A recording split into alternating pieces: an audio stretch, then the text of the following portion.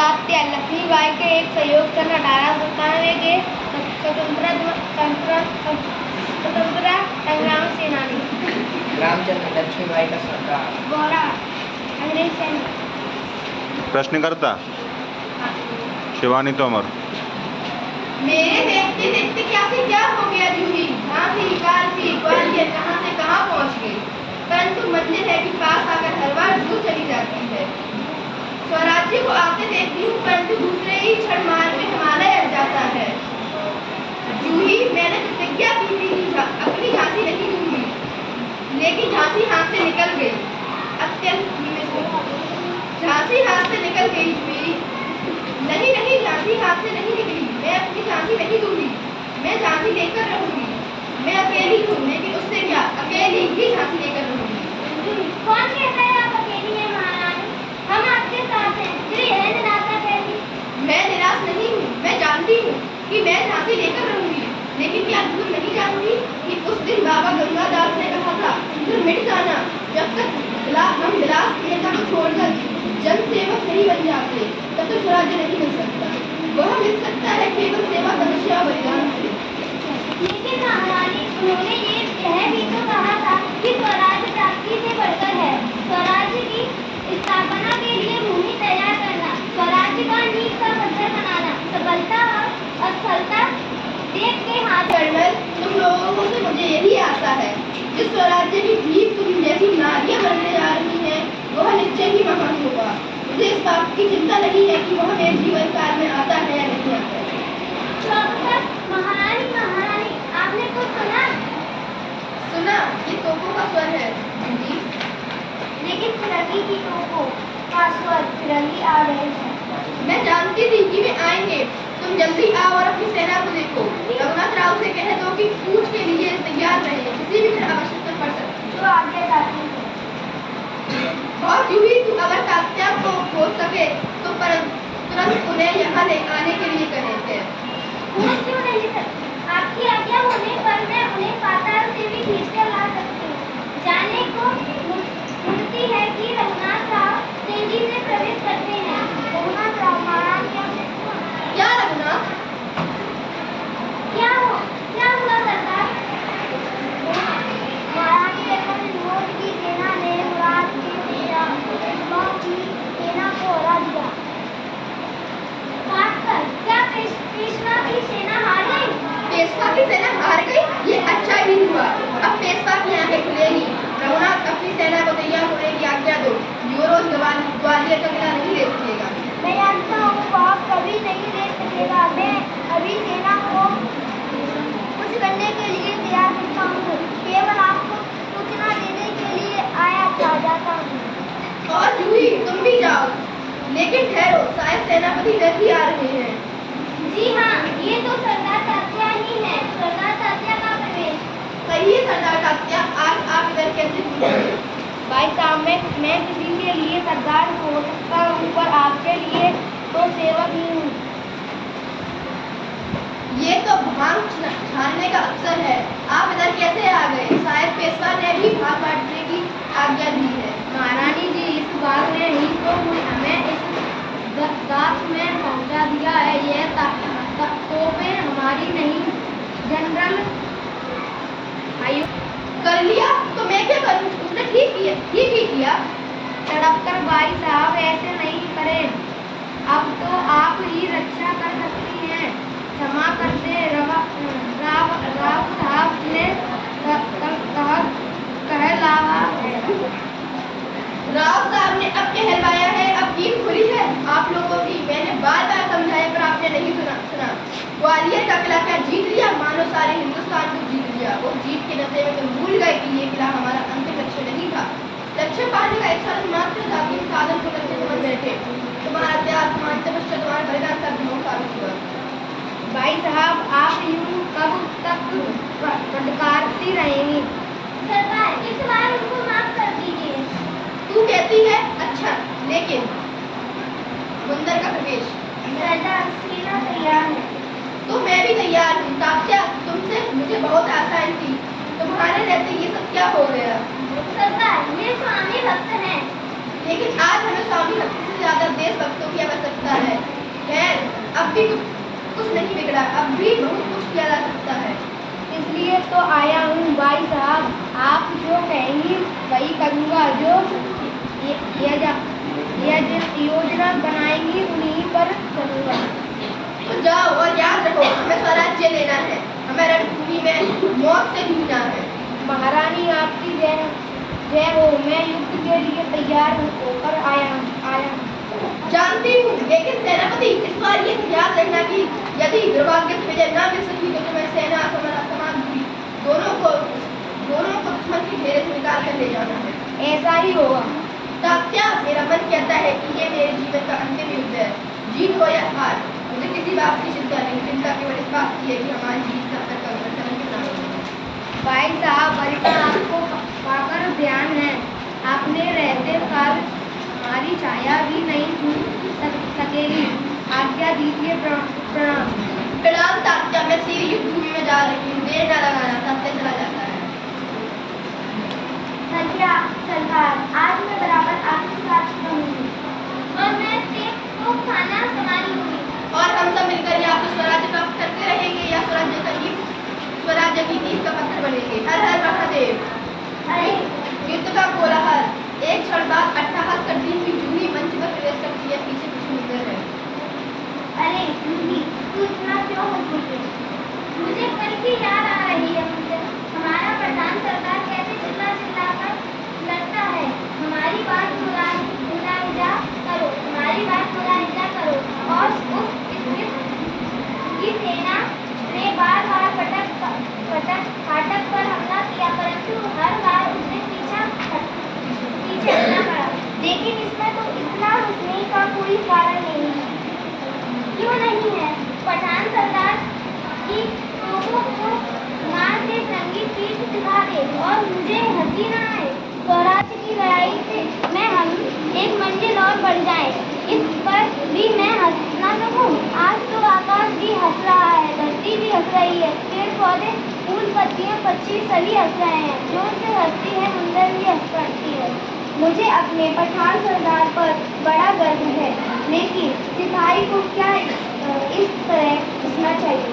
सोच कर देखूंगी। तुमसे बात करना बेकार है। अच्छा, क्या भाई साहब पूजा कर चुकी है? लक्ष्मीबाई का पूजा कर चुकी मुंदर, मैं तैयार हूँ। तुमने सबको सूचना दे दी ना? और घोड़ा ले आई? बस वही जा रही थी कि इस पगली की हंसी ने मुझे रोक लिया। अब जाती हूँ, इसे आप संभालिए। मुंदर जाती हूँ। धुएं के कंधे पर हाथ रखकर तू इतना क्यों हंस रही है? सिपाही को इतना नहीं हंसना चाहिए। मुंदर, जितनी समझ तो मुझे नहीं है भाई साहब, पर इतना जरूर जानती हूँ कि हंसने से मृत्यु का डर दूर हो जाता है। सच? तब तो मुझे भी हंसना चाहिए। जरूर हंसना चाहिए भाई साहब। और आज तो हमें स्वराज्य लेना है या उसकी नींव का पत्थर बनना है। बीच का कोई रास्ता नहीं। हाँ जूही, अब तो इधर या उधर। अच्छा, अब तू पठान सरदार को ढूंढकर कल वाली बात को याद तो दिला। कौन सी बात की भाई साहब? यही कि कोई वैसी बात हो तो उन्हें सेना लेकर निकल जाना चाहिए और स्वराज्य की लड़ाई जारी रखनी चाहिए। क्षमा करें भाई साहब, आप बार बार उन अशुभ परिणामों की कल्पना क्यों करते हैं? सैनिकों के लिए सुख और असुख कुछ नहीं होता, उसे सब कुछ की कल्पना करनी पड़ती है, क्योंकि उसका लक्ष्य शहीद होना या होना ही नहीं, जय पाना भी है। तो मैं तो कहूँगी जय पाना ही उसका लक्ष्य है। समझ गए भाई साहब, अभी जाती हूँ। जाती है लक्ष्मीबाई, एक क्षण उसको जाते देखती है और फिर मुस्कुरा उठती है। कैसी सरल, कैसी वीर वाला है। एक मुंदर है, मानो वीरता की साक्षात मूर्ति हो। एक ये जूही है कि डर भी जिससे स्वयं डरता है। क्या इनके रहते हुए हमारी प्रजा हो सकती है? मुंदर का प्रवेश। भाई साहब, घोड़े ले आई हूँ, आइए देखिए। चलो, दोनों द्वार के पास आती है। जानवर देखने में सुंदर है, एक क्षण के लिए बाहर निकल जाती है। मुंदर वही दीवार का सहारा लिए खड़ी रहती है। लक्ष्मीबाई दूसरी कड़ी लौट आती है। मुंदर घोड़ा सबको सुंदर है, परंतु अस्त्र का जीत जाना पड़ता है। ऐसे घोड़े कभी कभी युद्ध भूमि में अड़ जाया करते हैं, लेकिन कोई चिंता नहीं। अब तुम दामोदर को देखो, उसे खिला पिलाकर रामचंद्र की पीठ पर बांध देना। और हाँ, रघुनाथ कहाँ है? वे सब इधर ही आने वाले थे। लीजिए, वह आ भी गए। आइए आइए, आप लोग इधर आइए। उसी क्षण रघुनाथ राव रामचंद्र तथा दूसरे कई सरदार मंच पर आकर लक्ष्मीबाई को प्रणाम करते हैं। मैं अभी आप लोगों की चर्चा कर रही थी, आप सब तैयार हैं ना? जी महारानी जी, हमने मोर्चे को शुरू कर लिया है। रामचंद्र, आज तुम दामोदर को अपनी पीठ पर बांध लेना। अगर कहीं मैं वीरगति पाऊं तो ऐसा ना कहें महारानी जी, जीत हमारी ही होगी। मैं भी ऐसा ही मानती हूँ, मानना भी चाहिए, लेकिन फिर भी सेनापति को सभी स्थितियों के लिए तैयार रहना आवश्यक है। इसलिए मेरे मर जाने पर तुम दामोदर को दक्षिण ले जाना। स्वराज्य की लड़ाई समाप्त नहीं होनी चाहिए। स्वराज की लड़ाई स्वराज मिलने पर ही समाप्त हो सकती है भाई साहब। तभी तो कहती हूँ कि हमें केवल नाम के लिए नहीं लड़ना चाहिए। आपकी आज्ञा का पालन होगा महारानी जी। और रघुनाथ, तुम्हें इस बात का ध्यान होगा कि फिरंगी मेरी देह को ना छूने पाए। भाई साहब, आप बार बार मरने की ही बात क्यों करती हैं? सावधान, सिपाही को व्याकुल नहीं होना चाहिए। महारानी जी बात खिलाता हूँ कि आपकी पवित्र देह को छूने का काम केवल पवित्र स्त्री ही कर सकेंगे। भाई साहब, मेरी भी एक प्रार्थना सुन लीजिए।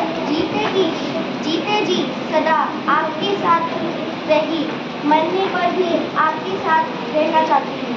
ऐसा ही होगा। ला, हम सबको शरबत पिला, हम सब चले। अभी लाती हूँ भाई साहब। जाने को मुड़ती है कि सहसा बिगुल बज उठता है। तो फिरंगी का बिगुल बज उठा। शरबत रहने दो मुंदर, अब तो वीरता का शरबत हमारी राह देख रहा है। चलो दुश्मन को छीन कर हम सब उस पर अधिकार करेंगे। हर हर महादेव। सभी लोग हर हर महादेव का स्वर घोष करते हैं। मंच पर प्रकाश बदलाने लगता है। ताकों का भोजन गर्जन तीव्र होता है। मंच पर पूर्ण अंधकार छा जाता है। आवाजें उसी प्रकार उभरती रहती हैं। फिर प्रकाश उभरने लगता है। उसी समय मुंदर तेजी से प्रवेश करती है। रानी साहिबा, स्थानीय सेना का एक हिस्सा दुश्मन से जा मिला। जा मिला? जो डर था वही हुआ, लेकिन चिंता नहीं। तात्या की को इस बात की सूचना दो और जूही से कहो कि तो खाने दो, चेतन मार तेज कर दे। अभी जाती हूँ महारानी। मुंदर जाती है। कोलाहल तेज होता है। लक्ष्मीबाई पुनः तेज स्वर में कहती है, वीर सैनिकों, अच्छा हुआ जो भी कायर हमसे अलग हो गए। तुम उन्हें बता दो कि स्वराज्य के लिए वीर सैनिक फौलाद की चट्टान की तरह होते हैं। शाबाश स्वर्ग में देवता तुम्हें देख रहे हैं। देश की लाश तुम्हारे हाथों में है। सैनिकों, अपनी तलवारों की चमक से दुश्मन की आंखों में चौदिया दो। काकर सरकार जूही। क्या हुआ जूही को? क्या वो घायल हो गई? उसकी मरहम पट्टी का प्रबंध हुआ? भाई साहब, जूही घायल नहीं हुई। तलवार से लड़ती हुई वह स्वर्ग चली गई। दुश्मन की सारणी सवारों की एक पूरी टुकड़ी उसके तोपखाने पर जा टूटी और वह चारों ओर से गिर गई। लेकिन वह तनिक भी तो नहीं घबराई। तलवार हाथ में नहीं नाचती रही और हंसती रही। शत्रु के सैनिक बहुत कीमत देकर उसे स्वर्ग भेज सके, परंतु उसकी हंसी अभी भी युद्ध में गूंज रही थी। प्राणों ने उसका साथ छोड़ दिया, परंतु उसकी हंसी अब भी उसके मुख पर नाच रही है। मुंदर, मुझे जूही पर गर्व है, लेकिन तुम इतना क्यों हंसती है? क्या तू भी जाने वाली है?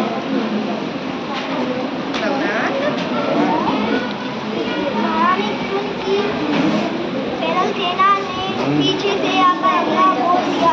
हम गिर गए हैं। सावधान, इसी तेजी से चला जाता है। पीछे से हमला हो गया है महारानी, हम गिर गए हैं। कोई चिंता नहीं, मैं राव साहब की ओर जाती हूँ। तुम अपने मोर्चे पर जाओ। आज के दिन के लिए ही हमने जन्म लिया है। तेजी से मुड़ती है कि तात्या मंच पर प्रवेश करते हैं। भाई साहब, जो होना था हो चुका। अब कोशिश आशा नहीं है। मैं जानती हूँ, लेकिन तुम्हें अपना काम याद है? तात्या, याद है भाई साहब। मैं आपको भी निकाल कर ले जा सकता हूँ, आप मेरे साथ चलें। नहीं तात्या, ये नहीं होगा। तो मुझे अपने पास रहने की आज्ञा दीजिए। तुम दुर्बल हो, नहीं जानते कि स्वराज्य हम सबसे बड़ा है। इसीलिए कलेजे पर पत्थर रखकर सेना को निकाल ले जाओ। आजादी के युद्ध की इनको कभी नहीं भूलनी चाहिए, ये मेरी आज्ञा है। आपकी आज्ञा का पालन होगा भाई साहब। तेजी से बाहर जाते हुए हैं, पीछे पीछे लक्ष्मीबाई और मुंदर भी आ जाती हैं। युद्ध घोष तीव्र होता है। दो क्षणों के लिए मंच पर यदि सब स्वर गूंजता रहता है कि सेनानी लड़ते हुए इधर से इधर आते हैं, तभी मुंदर के साथ रघुनाथ वहां प्रवेश करते हैं। मुंदर महारानी कहाँ है? शत्रु बहुत तेज हो रहा है, हमें उनका साथ नहीं छोड़ना चाहिए।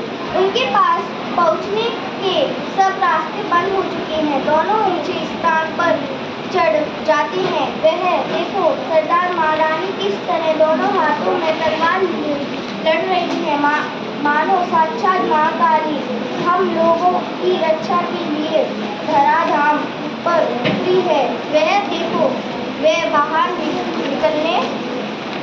निकलने के लिए मार्ग खोज रही है। सरदार तात्या नहीं दिखाई दे रही है। सरदार रानी का आदेश पूरा कर रही है। वे दुश्मन का युद्ध तोड़कर दक्षिण की ओर बढ़ रहे हैं। साफ चल, अरे इधर तो देखो रामचंद्र गिर गया। दामोदर की पीठ पर है, चिल्लाकर ठहरो। शैतानों तुम उसे छू नहीं सकते, तेजी से निकल जाना है। ओ मैं क्या करूं? इधर महारानी है, उधर उनका बेटा है, किधर जाऊं? मैंने रानी से कहा था कि आपने आपके साथ रहूंगी, लेकिन रानी का बेटा तो महारानी से भी बढ़कर है, उसका जीना आवश्यक है। वह जिएगा तो नहीं महारानी बाई साहब नहीं, मुझे दामोदर के पास जाना है। चिल्लाकर ठहरो रामचंद्र, मैं आती हूँ। तेजी से बाहर जाती है, शोर बढ़ता है। लक्ष्मीबाई मंच पर प्रवेश करती है। वह बहुत घायल हो चुकी है, लेकिन आवेश में पुकारती हुई आती है। नहीं, तुम मुझे नहीं पा सकते, मैं सबको समाप्त कर दूंगी। ये लो ये दूसरे ही क्षण हंसती हुई लौटती है। सब भाग गए। चारों ओर सन्नाटा ही सन्नाटा है, मृत्यु का सन्नाटा, पराजय का सन्नाटा। स्वराज्य की मंजिल दूर रह गई, लेकिन कोई डर नहीं। मैंने नींव इतनी मजबूत डाली है कि जब उस पर भवन बनेगा तो प्रलय भी नहीं डिगा सकेगा। रघुनाथ मुंदर के शरीर को पीठ पर उठाए मंच का प्रवेश करता है। कौन रघुनाथ? ये तुम्हारी पीठ पर कौन है? मुंदर गई। मुंदर भी गई रघुनाथ? हाँ महारानी, मुंदर भी गई। एक एक करके सभी नींव के पत्थर बन गए। उसकी देह को कोई छू ना सके, इसीलिए उठा लाया हूँ। लेकिन आप सावधान रहे, शत्रु के सैनिक की ओर आ रहे हैं। मैं मुंदर का दाह संस्कार करने के लिए उतर जा रहा हूँ। जाओ रघुनाथ, मुंदर को अपने हाथों से चिता में समर्पित कर दो। जाओ, मैं शत्रु से अंतिम बार लोहा लेने जा रही हूँ। दोनों चले जाते हैं। एक गोरा सैनिक कई सैनिकों के साथ मंच में प्रवेश करता है। ए पकड़ो, वह कंडे वाली रानी है, देखो ऐसे तलवार चलाती है, उसे पकड़ो तेजी से। रामचंद्र प्रवेश करता है। रानी को पकड़ने से पहले अपने आप को संभाल। दोनों लड़ते हुए बाहर जाते, चीख की आवाजें सुनाई देती हैं। तभी एक सैनिक दौड़ता हुआ आता है। सैनिक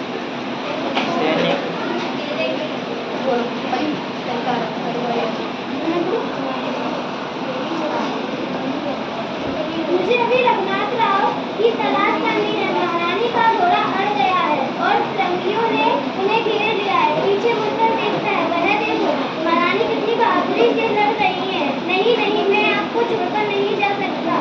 तेजी से वापस जाता है। दूसरे ही क्षण महारानी की हर हर महादेव की आवाज उभरती है। फिर पिस्तौल की आवाज उभरती है। रघुनाथ चीख उठता है और दूसरे ही क्षण घायल रानी को संभाले हुए मंच पर प्रवेश करता है। रघुनाथ, सब कुछ समाप्त हो गया। मैं भी अब नींव का पत्थर होने जा रही हूँ। ओ महारानी भाई साहब, आपके सिर और छाती से खून बह रहा है और आपकी आंखें। आँख कट गई रघुनाथ। अच्छा हुआ, अपनी पराजय अपनी आंखों आंखों से नहीं देख सकी। तुम्हें याद है मैंने क्या कहा था? मेरी देह को महारानी बेहोश हो जाती है। रामचंद्र दामोदर को पीठ से बांधे हुए मंच पर प्रवेश करता है। जल्दी करो, महारानी बेहोश हो गई है। इन्हें बाबा लास्ट वाली है, सब साथ में पढ़ेंगे। कुटिया में ले चलो, सूर्य भी चढ़ आ सकता है। रामचंद्र रानी को पकड़ने से पहले अपने को संभाल दो। ये तो दामोदर मेरी पीठ पर है। महारानी मैंने वचन दिया है, उसका पालन करूंगा। मैं उसे सुरक्षित दक्षिण ले जाऊंगा।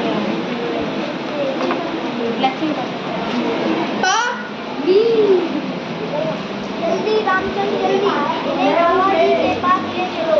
अंग बहुत समीप है, दोनों बड़ी सावधानी से रानी की देह को उठाकर ले जाते हैं। दूर से आते शीट पर रामचंद्र तेज अंतिम बार चमक रहा है। राज्य की गति कभी नहीं सब साथ में पढ़ेंगे ये वाली लाइन।